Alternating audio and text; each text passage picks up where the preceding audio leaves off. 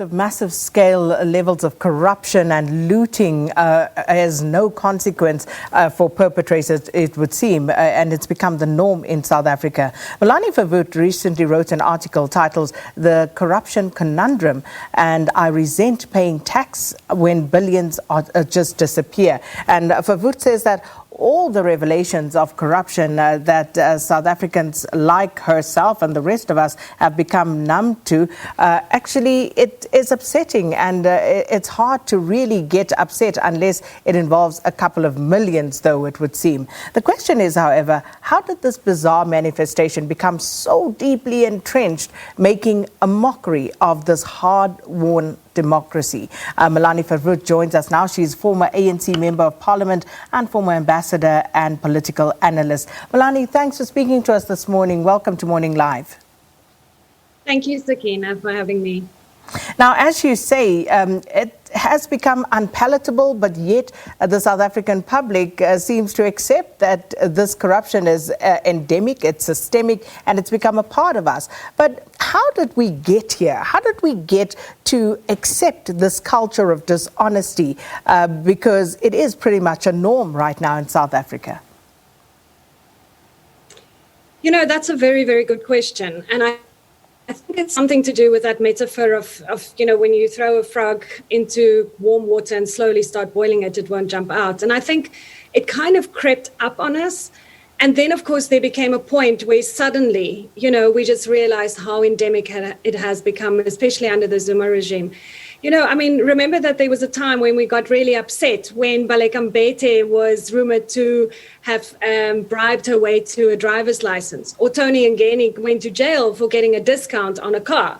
So the thing is that you know, there was a time when these things, when I was in Parliament, certainly, where any form of corruption was such a major deal. And gradually, as things developed under the Zuma years, as I say in the article, you know, when it's millions, we don't really even sit up as a country anymore. Now, I personally, last week with the whole SSA, the intelligence services revelations at Zondo, I was like, you know, how do you lose 6 to 9 billion rands in one financial year? You know, and of course they use this euphemism, it's unaccounted expenditure. But of course what it is, it's missing, it's gone.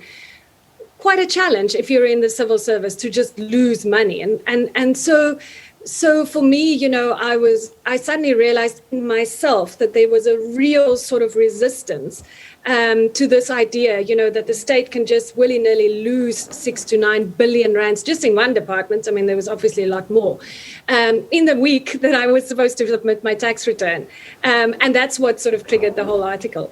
You know, it just reminds me of a saying that one hears, that, and parents often say this to their children: if you can lie, you can steal. And if you can steal, you can kill. And it's the little things that add up to the bigger things. You know, you talk about how intolerant the Parliament was to corruption at the time when you was there, but at the same time, the very same Parliament some years back dealt with the issue of the travel scandal. Remember that one? Remember that? What happened there? Were people properly held accountable for what happened? Because, and the point I'm getting at is that if we let the little things slide, they ultimately add up to bigger things. That is true. If people remember, what happened is that some of the MPs misused travel vouchers and somehow in cahoots with the travel agency got some of them, they didn't actually fly for business, and they basically got the money into their bank accounts. A lot of them did. There was some real penalties that came out. Parliament investigated it quite seriously, but people, you know, a lot of people, there was no jail sentences or anything like that. And I think you are right. I think it is to do with the small issues as well, but I think most importantly, it's got to do with leadership. I think when in any business, and then of course also in politics, if there is even a subtle condemnation from the leadership side that it's okay, that you will get away with it, then of course, you know, you're in big trouble, because then it starts becoming a culture. And I think that is what happens in particularly under the Zuma regime. I do think, and I acknowledge that when I write about it as well, is there is a new sheriff in town with Cyril Ramaphosa. He is definitely trying to deal with this, with the whole corruption issue. But of course, once something has become this endemic, it's very, very difficult to deal with it. And we're now seeing again, Zuma defying the Constitutional Court hearing. We're seeing the SG of the ANC standing and saying outside our house, I don't understand what he's done wrong. Why should I criticize him?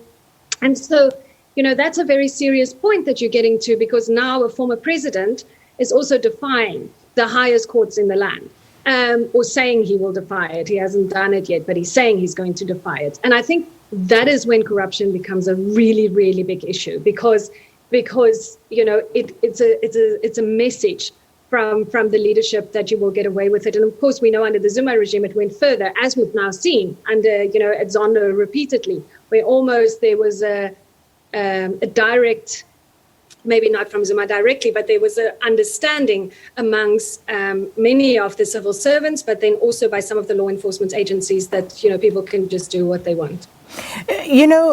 Melanie, and this is something that I always pick up on when people talk about corruption and the Zuma years. Yes, well documented. But corruption in the state is not confined to the Zuma years. We're talking about PPE scandals right now. We're talking about hundreds of millions of rand, billions of rands right now, as you and I are speaking this morning, still continuing. So when we say there's a new sheriff in town, as you put it, what has really changed? Because ultimately, it's still the ANC that is in power. Well, this is the point that I make in the article as well, and that I say, it is really important that the president keeps on showing us that they are serious with this corruption issue. Now, I know that it's not up to him or to cabinet to make arrests, but it is ultimately up to him who he puts in his cabinet. And he certainly has a great influence about who's in parliament and who's not.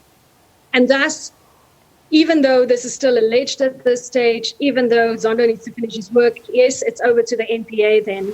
But they will have to show us, that these guys, that was also proven not only at the Zondo Commission, but also at the Mufamadi Commission investigation, that there surely is enough evidence to say, at least you are suspended for a while. You cannot be in cabinet, until these things have either been proven right or wrong. I mean, rightly speaking, they should actually just, of course, resign themselves. But yeah, that's not going to happen. And so I think things have changed. In my experience dealing with parliamentarians under the Zuma regime, when I would speak to people in the ANC and so on, they would be all hush hush. Everybody was talking about or whispering about people having been involved in corruption and being really, but please don't say anything, or, we're very careful. Whereas now there's definitely a sense of, that one is still going to be caught out. People talk openly about it. People have a real sense that they're not going to be protected, that their legal fees are not going to be paid, that the president is really on a mission here. So I do think things have changed. The question is, has it changed enough, and has it changed fast enough?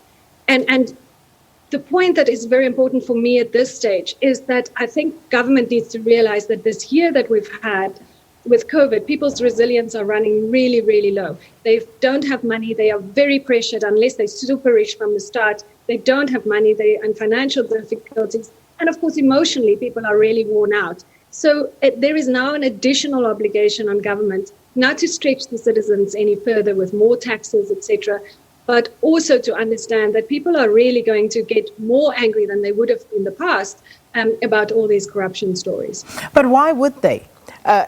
In your view, Melanie, because by all indications, it would seem that South Africans have actually become very tolerable, not only to those who commit the corruption, but that those who are in that bracket will actually bear the burden, pay their taxes, the broader public, and we carry on.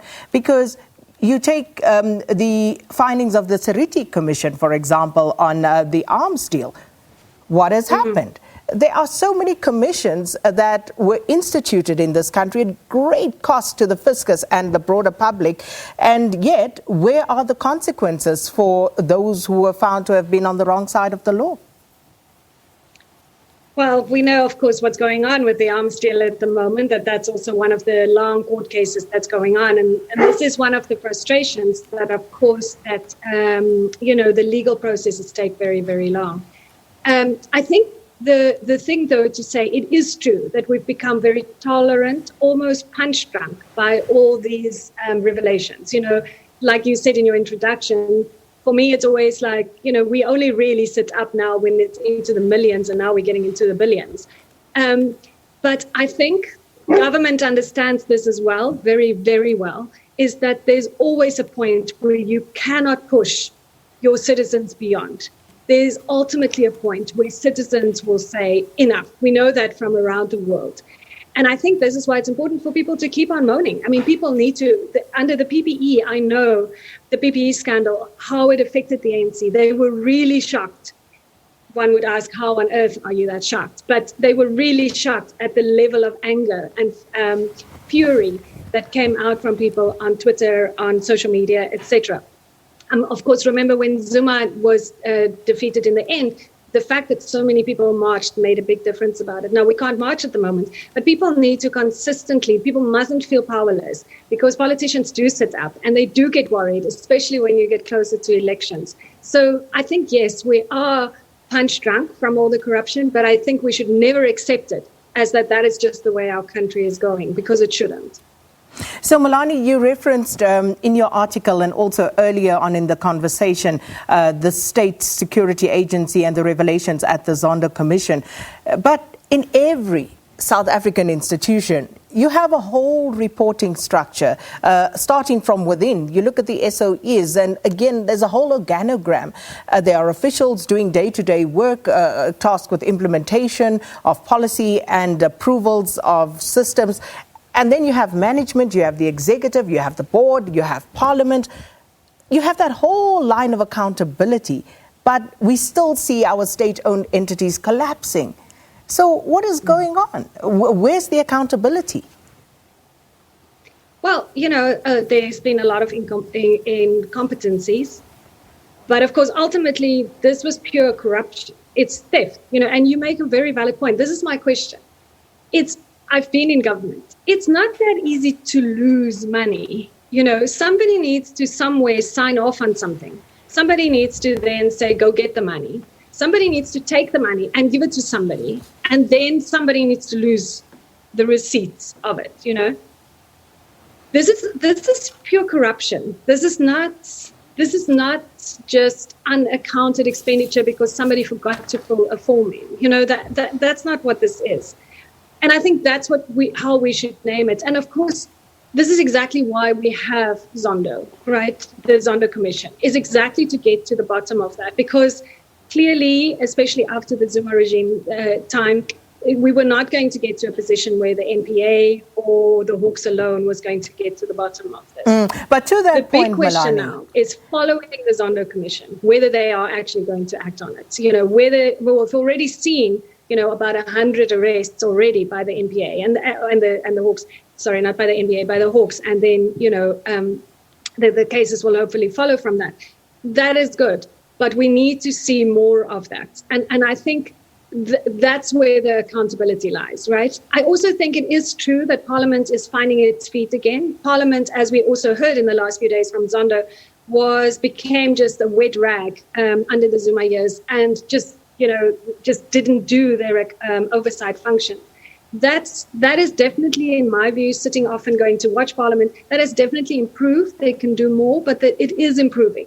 So there is also the accountability. So it has to come from all sides. It needs to come from us as citizens, but it has to come from Parliament. It has to come from the law enforcement agencies. It has to come from the leadership in the political parties.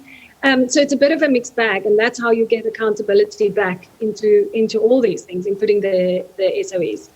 Well, we unfortunately have to leave it there, but thank you so much for your time. Political analyst, former ANC Member of Parliament, Melanie Verwoerd, talking to us about how corruption seems to have become a normal way of life for many in South Africa, in spite of everything that is reported, in spite of the numerous commissions of inquiry that we've had in this country. It just seems to continue unabated, and one cannot imagine, how this is going to change if that accounting chain doesn't seem to be working, Leanne. You look at Parliament, the State Security Agency not submitting their financials for 3 years. Where's the accountability? Yeah, crazy, absolutely crazy. I know that we have to take a break, though.